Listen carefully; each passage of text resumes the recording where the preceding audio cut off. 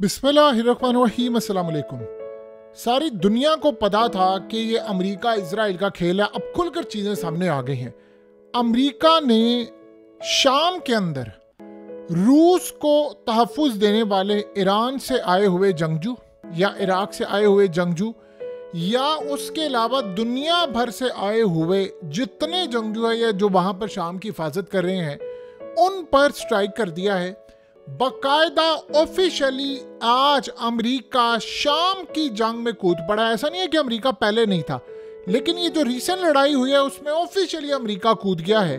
और आप इमेजिन करें कि अमेरिका ने स्ट्राइक तब किया है जब शी जिनपिंग की जानिब से ये बात सामने आई है किसी सूरत शाम के किसी इलाके को हाथ से नहीं जाने देंगे। और साथ उन्होंने बड़ा क्लियरली कहा है कि बशार अल असद की हुकूमत के साथ खड़े हैं, हर तरह की सपोर्ट करेंगे और शाम की खिलाफ वर्जी करने हुए या बशार अल असद के खिलाफ जाने कि जो भी इक़दाम हैं उनको ख़त्म करने की कोशिश करेंगे।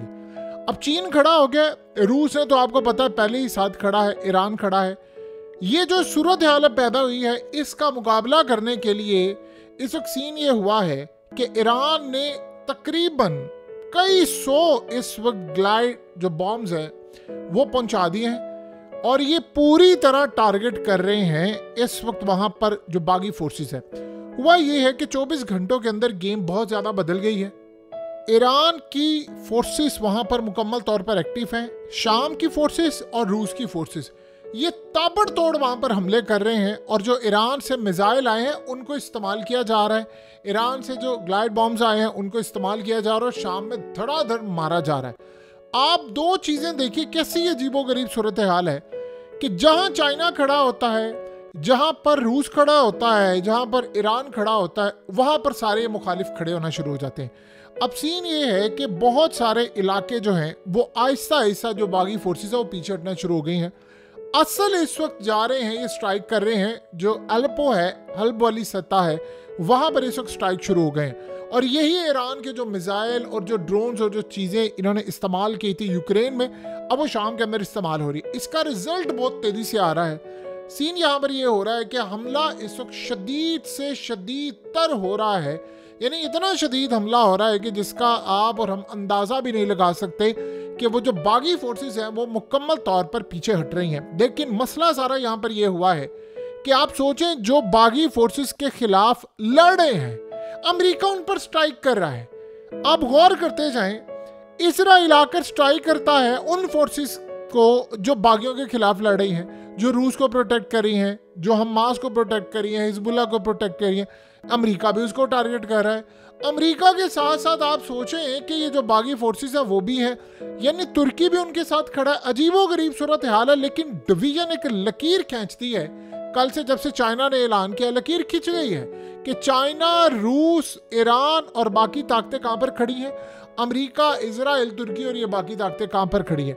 बावजूद इसके कि सूरत हाल ये पैदा हुई है कि इस वक्त ईरान के फॉरेन मिनिस्टर तुर्की के फॉरेन मिनिस्टर से मिले, उनको धमकी दी है, उनको समझाया है, लेकिन अभी तक जो मामला समझ आ रहे हैं, आप सोचिए तुर्की बड़ा क्लियर कह रहा है भाई हम इसके पीछे ही नहीं है, हमारा कोई लेना देना ही नहीं है, हम सूरत हाल नहीं, यानी पूरी तरह आप सपोर्ट कर रहे हैं और आप ये कह रहे हैं कि जी हमारा कोई लेना देना नहीं, हम पीछे नहीं है। बहरहाल ये चीज़ें ठीक नहीं होने वाली।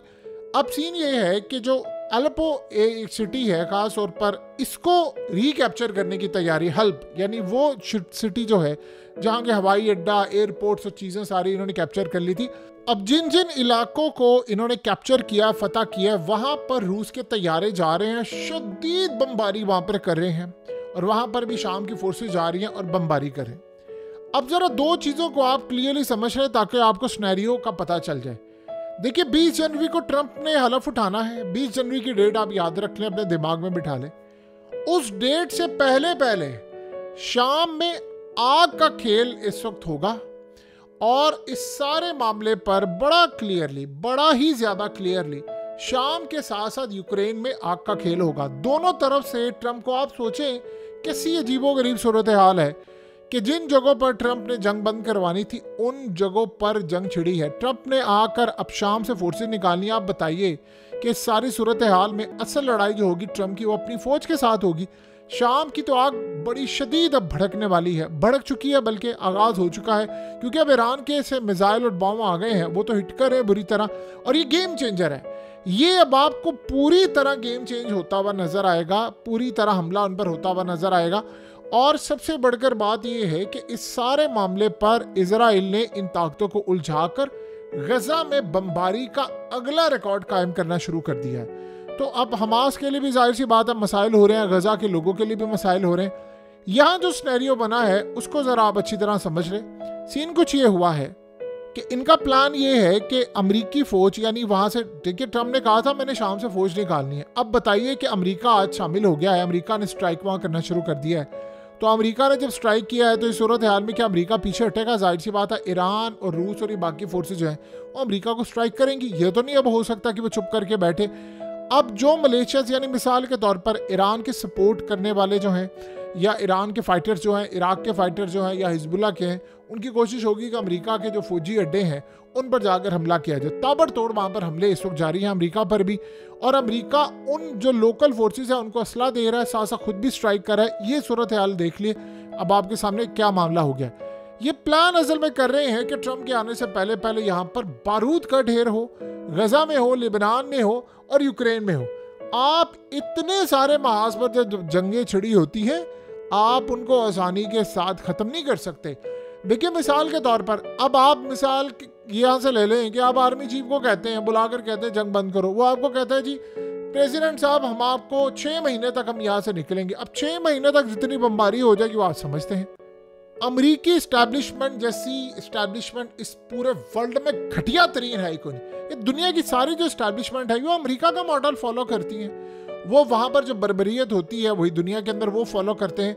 अब आप यहाँ से अंदाज़ा कर लें कि अमेरिका के मामला इतने ख़राब हैं कि ट्रम्प को असल जो लड़ाई होगी वो अपनी फ़ौज के खिलाफ, अपने जर्नैलों के खिलाफ, ब्यूरोक्रेसी के खिलाफ लड़ाई करना पड़ेगी।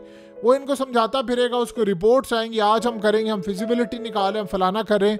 अब आप बताएं कैसी बदतरीन जंग छिड़ी हुई है 4 जगहों पर, वो कहाँ कहाँ से फौजें निकालता फिरेगा।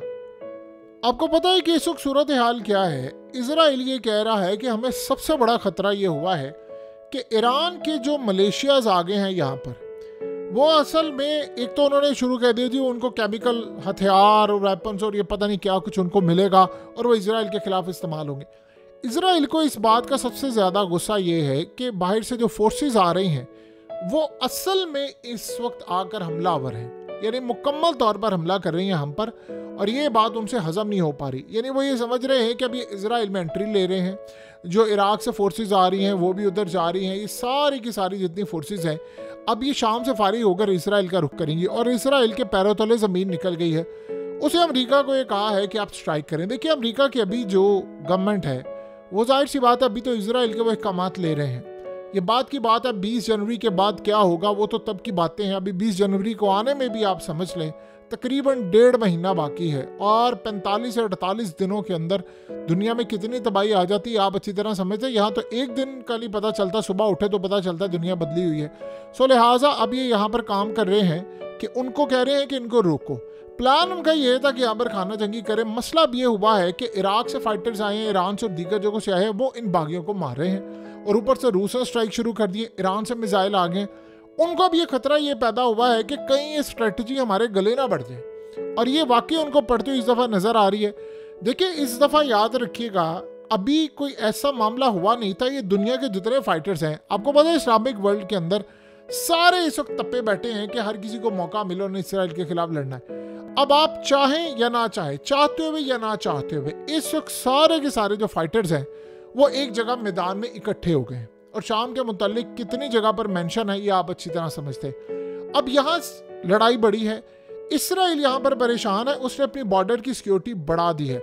रूस ने इस वक्त टास्क ये लिया हुआ है कि उन्होंने इसराइल को एक कदम आगे नहीं आने देना और उन पर स्ट्राइक करना है, जैसे यहाँ पर ख़त्म करना है। तो इस सारे मामले पर जो असल कहानी है वो ये लोग अगर इसराइल की तरफ यहाँ से फ्री होकर चले गए तो आप ये ज़हन में रख लीजिएगा फिर इसराइल के अंदर एंट्री लेना कोई बड़ी बात नहीं। देखिए अभी तो सारा वर्ल्ड पूछ रहा है ना कि बागी जो फोर्सेस हैं ये शाम में जो आ रही हैं लड़ने, ये जाकर गजा में क्यों नहीं लड़ती, ये जाकर इसराइल के खिलाफ क्यों नहीं लड़ते। आप यकीन कीजिए अगर ये बागी फोर्सेस जाकर गजा के अंदर या इसराइल में जाकर पूरी तरह लड़ाई करके वहां आज़ाद करवा ले फ़लस्तीन को। ये शाम को इनको आज़ाद करवाने की ज़रूरत नहीं है, ये वैसे ही आज़ाद कर हो जाएगा, यानी बकौल इनके, अगर ये सच्चे हैं।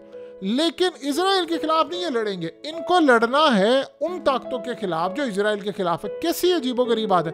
अब नया एक ड्रामा शुरू हुआ है कि जी एक दफ़ा हम शाम से फारिग होंगे तो हम जाएंगे इजराइल लड़ने। भाई पहले तुम वहाँ से हुआ हो फारिग, वहाँ पर इस वक्त सबसे ज़्यादा ज़रूरत है, वो इलाके हाथ से निकल रहे हैं, या तुम बाद में भी आ जाना है। वहाँ लेकर जाओ अमेरिका के हथियार जो वहाँ पर तुम्हारे पास है इस्तेमाल करो, ये जो गाड़ियाँ हमवी गाड़ियाँ और ये सारा कुछ वहाँ जाकर इस्तेमाल करो, लेकिन वहाँ नहीं इस्तेमाल करना और वहाँ लड़ने इन्होंने जाना भी नहीं है, क्योंकि एजेंडा इनका बिल्कुल डिफरेंट है।